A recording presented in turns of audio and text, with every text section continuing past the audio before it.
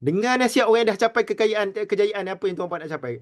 Nasihat dia mungkin tuan-tuan tak boleh brain permulaannya. Betul ke? Betul ke? Beli emas lagi baik. At least beli emas tak sakit kepala.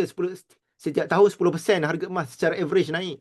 Tak sakit kepala. Kalau rumah tu betul-betul mendatangkan hasil, tak apa. Rumahnya kononnya nak buat pelaburan. Tapi tiap-tiap bulan, kita ada penyewa. Lepas tu kita kena bayar subsidi untuk orang duduk rumah kita. Contoh, bayar bank 2,000 sebulan. Orang sewa 1,500. Tiap-tiap bulan kita kena subsidi 500 sebulan untuk orang duduk rumah kita.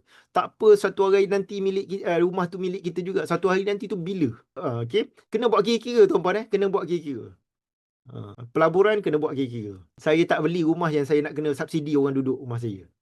Saya beli rumah yang duit masuk dalam poket saya. Bukan beli rumah yang saya kena bayar subsidi untuk orang duduk rumah saya. Okay? Tutup hutang. Ada penyimpan murid-murid saya yang bila saya cek kewangan dia, ada 2-3 buah rumah. Tapi sebab beli 2-3 buah rumah ni, setiap bulan dia habis 4,000 sebulan. Saya kata, buat apa ni rumah pelaburan? Cuba kira, duit masuk ke duit keluar? Duit keluar. Pergi jual rumah ni.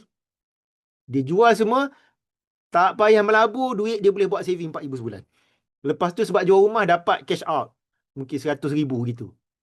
Dah tengok setiap bulan, sebab tak melabur boleh menabur 4,000 sebulan. 4,000 sebulan apa? Beli emas.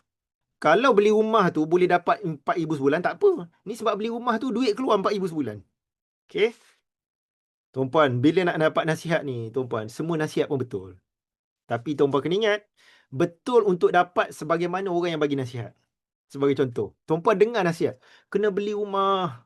Rumah ni adalah pelaburan. Nanti satu hari nanti nak duduk kat mana?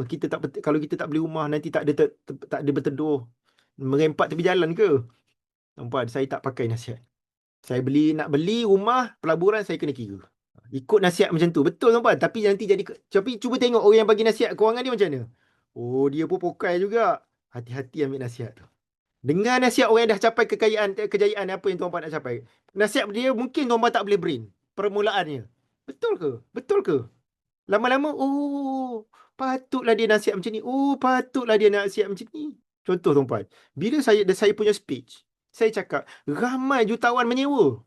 Orang kecam saya tuan-puan. Tapi saya tahu, saya boleh sebut nama-nama jutawan tu. Yang saya tahu sebab semua kawan saya dan dia menyewa. Tapi privacy orang, takkan saya cakap jutawan ni menyewa, jutawan ni menyewa. Tapi saya tahu jutawan ni menyewa. Menyewa tak ada masalah. Tapi bukan maksud menyewa kita tak ada rumah. Kita ada rumah yang kita sewakan. Yang boleh bagi cash flow.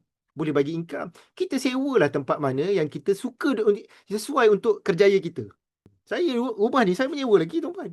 Bukan saya tak ada rumah, saya ada rumah. Rumah ni untuk waktu sekarang, inilah rumah terbaik untuk saya duduk. Anak bertambah, anak dah besar, saya perlukan rumah lebih besar. Saya sewa rumah lebih besar. Kalau saya bayar bank, rumah ni saya ingat berbelah-belah ribu sebulan. Tapi saya sewa 7,000 sebulan. Mungkinlah bagi tuan-puan, rugi 7,000 sebulan. Mungkin bagi tuan-puan. Tapi saya ada kira-kira. Sebab kalau saya beli, saya kena bayar berbelah ribu. Saya sewa 7,000 sebulan. Tapi bukan saya tak ada harta tuan-puan. Saya ada emas, saya ada rumah, saya ada rumah saya sendiri. Okay? Jadi kena belajar tuan-puan. Okay.